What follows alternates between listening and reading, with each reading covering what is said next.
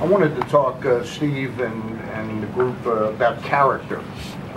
Steve, you've made your personal fortune in kind of matching up hiring of people, and I'm wondering if the Ravens, what their philosophy is on people that have had past problems. It's one thing to avoid them in the draft, but a situation like Plexico Burress or Brandon Marshall, one's a legal problem, one's a problem of some kind of character. Or in the case of the Wizards, for example, with Gilbert Arenas, where does the Ravens, where do they stand on players who've had past problems, and whether they take a chance on them or not? I think that we're pretty good consensus builders. I think that we trust each other enough, and I think that I think on any given day you could walk in to that room, and I'd be in the risk-taking mood. And a week later, it might be John, and Oz. I think you made a move for Terrell Owens a few years back, didn't you? These kids are under so much scrutiny, and we're talking about 53 of them that you have to put together. You're not going to have 53 Angels, and you probably wouldn't have a very good team if you had 53 Angels. I think the kind of problems that they've had matter more. Certainly the repeat problems you better avoid, I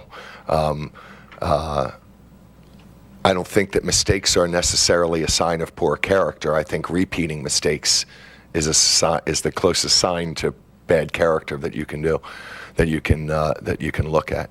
But I would say that maybe of the four of us, I'm probably the biggest risk taker, even though I like the fact that these guys care about our image, and they pull me back from the rail because I'm ready to take chances on people. I really am. I think that that's kind of what life is about, and I think that there's opportunities like that, and I hope we're in a position someday that somebody wants to dump a Randy Moss for a 4th-round draft pick, because I'll be in there saying we got to take a chance. I think it's about what you have to lose if that person fails you, so I think it's risk in return. Would you say, John, are you adverse to risk in terms of personnel decisions?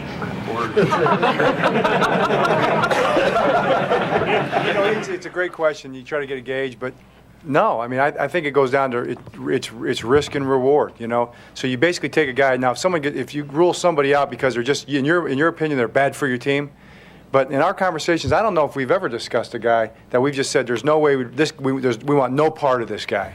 I can't remember a guy we've talked about in the last 2 years that we've said that about. Maybe I'm forgetting somebody, but I don't think so. So it just becomes, how much do you risk? How much do you take away from other opportunities to build your team for this guy? Because, okay, if you put a lot into this guy, a 1st-round pick, 2 first-round picks, a 1st and a 3rd, a really good player on your team, all right, and you lose those 2 picks, and you bring this guy in, and then he doesn't play for you because he messes up and makes a mistake, now you become a worse team.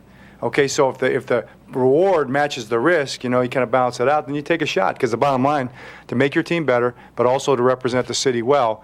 And most of these guys that get to this level in the NFL, in the end, they have their issues, but they're still pretty good people. I mean, you don't get to this level without fundamentally being pretty solid overall. Steve, you spent a lot of money on Terrell Suggs last year. What did you think of the return first year on that investment? And, Coach, do you expect him to be here all offseason for the minicamps? Well, I'm not a personnel guy. I thought Terrell was coming into his own when he got hurt. I think he came in out of shape, and we now have him for the off season. So that's going to say everything. I mean, he's still a dominant player, and I think that it's that we've got him in the direction that we want to get him back to, and he's still very young, and so we're lucky to have a guy with that much experience. Not many 26-year-olds with 60-some sacks behind him. So I think he's going to do fine.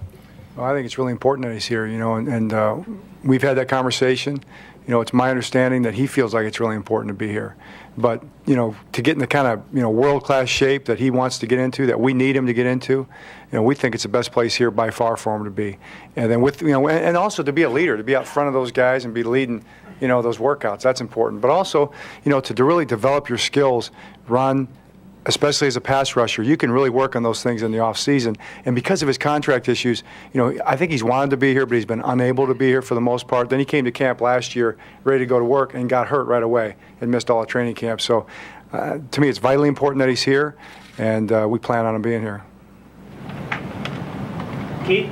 Yeah, Ozzie, you guys talked about the uncapped year in terms of doing what you have to do to make the team better, and you said, well, it's almost business as usual, but what does worry you about it?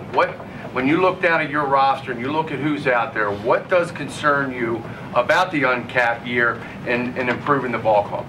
Well, I really don't. I mean, because when there are restrictions put on the Baltimore Ravens, are put on 31 other ball clubs too. But I think when those restrictions are put there, I think that challenges my staff and John's staff to be better. We got to be better than the other 31 clubs in order to make our football team under these circumstances. So I look at it as a challenge. I mean, when we came back from the labor seminar, and the first thing John heard was, we're going to get into the Final Eight, and we're not going to be able to go get a UFA. And we all kind of looked at it, but how nice would that be? Number one, getting to the Final Eight, but that's what we wanted to do. But it puts the pressure on us to be able to dig down deep and still to be able to improve that football team. I think that's why Eric and Joe and all of the other scouts, I think that's why they come to work every day, because you know what? I can be better than the norm, and we can dig deep.